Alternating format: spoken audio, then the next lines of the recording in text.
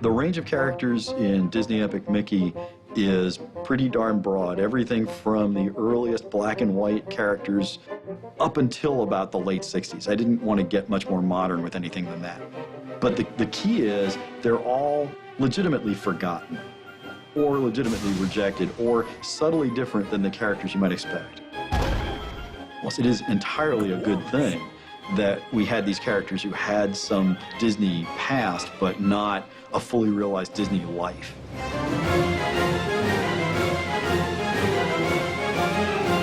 Deciding what to include in the game was really kind of nightmarish. I had a little bit of an advantage just because I really have studied cartoons for a long time, but I had a pretty good idea who I wanted in the game. Mickey Mouse has achieved the highest levels of success, fame, fortune, love in every medium he's tackled, except video games. Yeah, there have been some Mickey Mouse video games, but I want to make him a video game hero on par with the very best, with the Marios, the Sonics, the people think of when they think video games. And I'm hoping Disney Epic Mickey gets him there.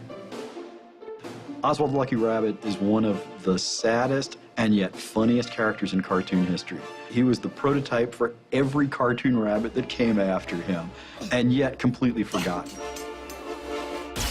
I knew I wanted Horace and Clarabelle, the black and white versions, because they've been replaced by the color versions, and they're kind of the reject pals. Clarabelle, sort of a busybody, she loves her garden, but a real sweetheart and a real good friend to Minnie and Mickey in the early days. Horace is a terrific character, actually. He was probably the most versatile actor in Mickey's gang. He could be a detective, he could be a cowboy, he could be anything. It's interesting that he kind of ended up getting forgotten because that kind of versatility and flexibility seems like it would be a useful thing in a cartoon series, but for some reason, he got left by the wayside. I think one of the characters we've had the most fun with was the character of Pete. And in fact, in the game, Pete has many incarnations. I call it the League of Petes. So around every corner, there's another Pete in a different costume. You know, oh my gosh, this time I'm dressed up as a little Dutch girl, like a Small World doll, oh my gosh.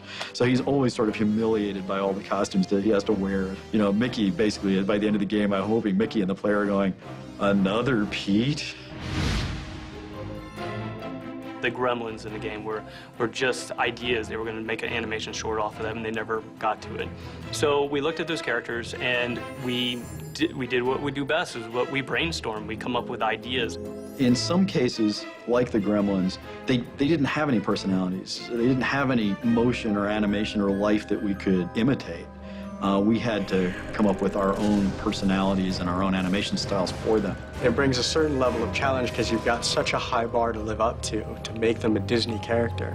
But I think the animators had done a great job in exploring all of the other Disney characters, that they kind of got it in their heads as to how we can make these characters fit in a Disney world that have never been there before. Oh. The most satisfying thing about working with lost characters and forgotten characters is remembering them and knowing that you're at least a small part of bringing them back into the public consciousness. All these characters are worthy of the love and affection of audiences.